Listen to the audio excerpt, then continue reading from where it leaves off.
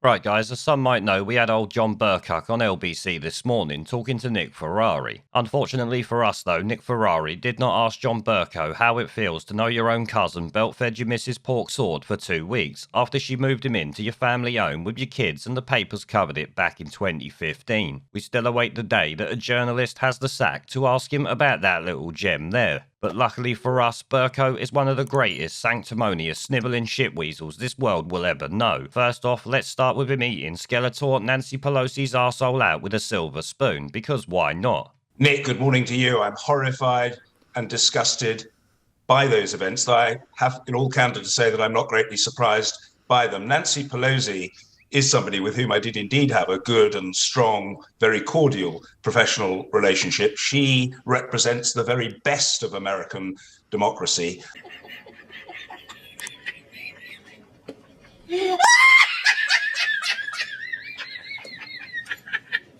Well, what can we say about that? If she is the best of American democracy, then fuck me, the situation over there is worse than we all thought. That we lost Ruth Bader Ginsburg. But to be clear, you're not taking any arrows out of your quiver. You're not ruling anything out. Good morning.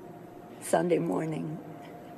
We have a responsibility. We take an oath to protect and defend the Constitution of the United States.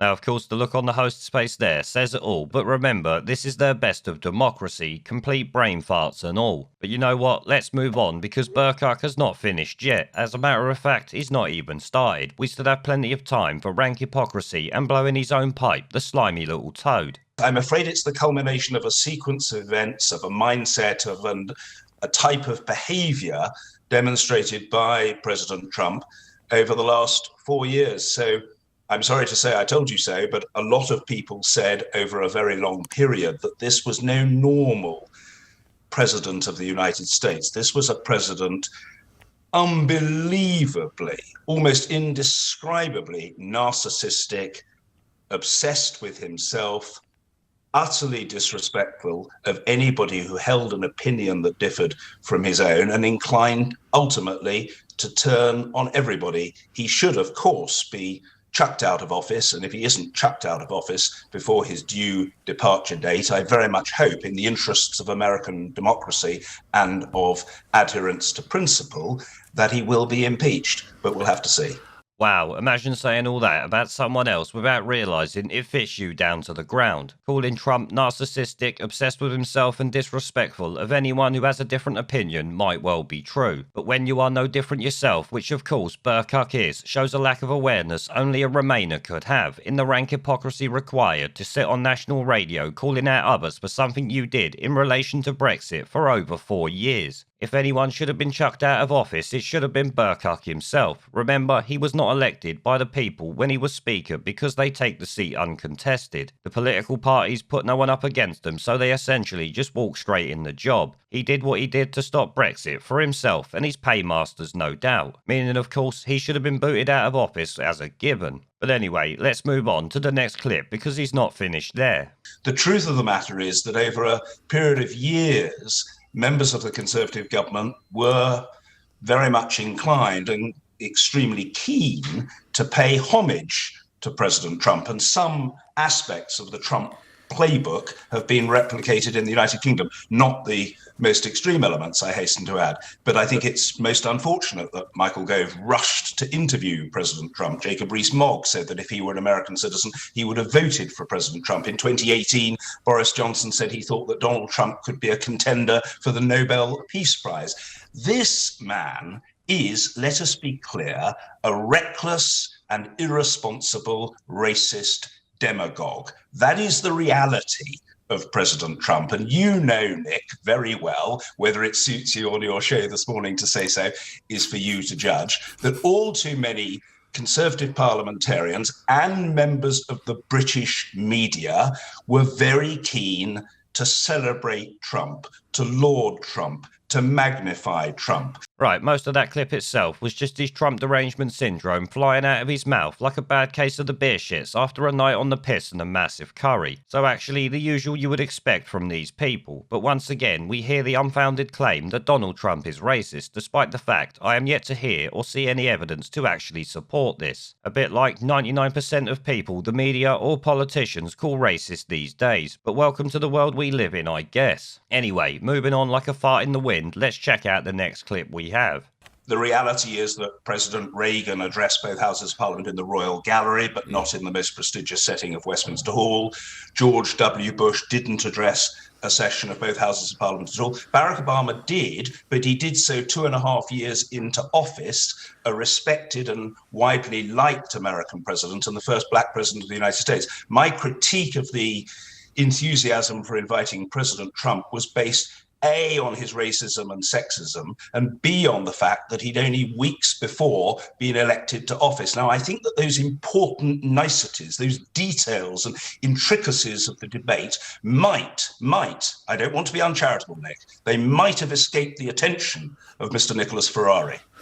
Right, most of that clip there I don't really care about, but I have to take issue with his claim that Obama was a widely liked president and all that bullshit. Widely liked by the media and left-wing shitweasels, yes. By people after a while, probably not. I mean, let's be honest, he wasn't called the deporter-in-chief for no reason, was he? And he didn't bomb half of the Middle East, did he? Bercow? No, of course he didn't. If that was Trump, obviously Bercow and his ilk would be shitting the bed literally every single day about it. As it was Obama or a Democrat for that matter, they don't seem to care. What a surprise that isn't. The point is, Bercow's blind loyalty to the Democratic Party is just laughable. Maybe he is trying to worm his way into a job by sticking his nose as far up the Democrat Party's arse as he possibly can. He did the same with the EU, obviously hoping he would get a job over there. Who knows, maybe he has. I don't keep up with what this tosspot does. But anyway, let's move on. We still have more hypocrisy to cover in relation to Brexit and accepting defeat. The trouble with this president is it's all about him,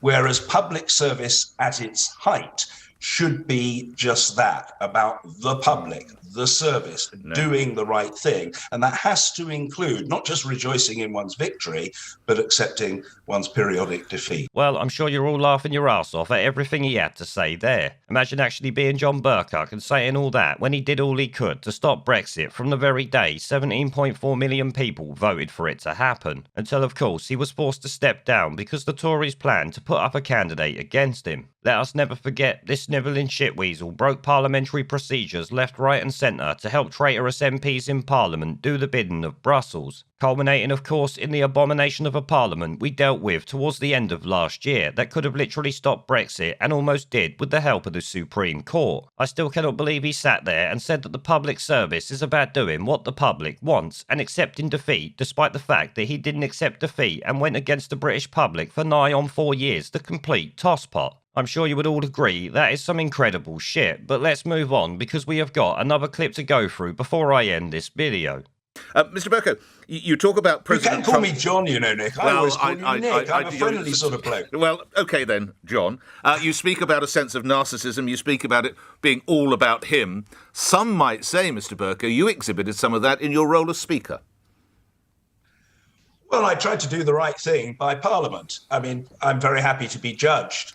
And some people will judge me in a positive way and other people will judge me in a negative way. But I hope you would accept, Nick, and I hope that your listeners would accept that for over 10 years as Speaker, I did the job. I worked extremely hard. I was always keen to be in the chamber, to sit there hour after hour after hour. I did more than my allotted time in the chair. I thought, well, I'd rather be accused of hogging the chair than of being an absentee landlord. And so whether I was a good speaker or not is for other people to judge. Nobody can be judged in his or her own cause. But I tried to do the right thing by Parliament, by the public, and by my constituents. Bye. Now, that clip there was taken almost 15 minutes into the shit show interview we are looking at, and I have to say, it is the first time that Nick Ferrari actually challenged anything John Bercow said, because before now he had been softballing him like they are best buddies, showing LBC for the cesspit that it has openly become now. But I will say, at least Nick Ferrari pointed out John Bercow's hypocrisy on this occasion. He could have done it 10 times before now, but Nick is a mainstream media shitweasel, let's never forget that. Bercow obviously gives us a mealy-mouthed response, thinking him working hard for 10 years means the British people should forgive him for his betrayal, which I have to say is fucking laughable. No one cares if you worked for 50 years, what matters is honouring the decisions made by the people you claim to serve. You did not do that, so you deserve nothing but contempt from the people, and that is what you have. But saying at the end there how he tried to do right by the public proves he is without doubt one of the scummiest shitweasels this world will ever know, as I said earlier. But I think it's clear to see that that was a complete shitshow by Bercow and Ferrari, showing us true levels of Brexit and Trump derangement syndrome while being softballed by Nick Ferrari for the entire 20-minute interview. Well, it wasn't exactly 20 minutes, but it was almost there. He either did not realise the hypocrisy or just doesn't care, because a lot of what he said, as you know, was complete and utter rank hypocrisy.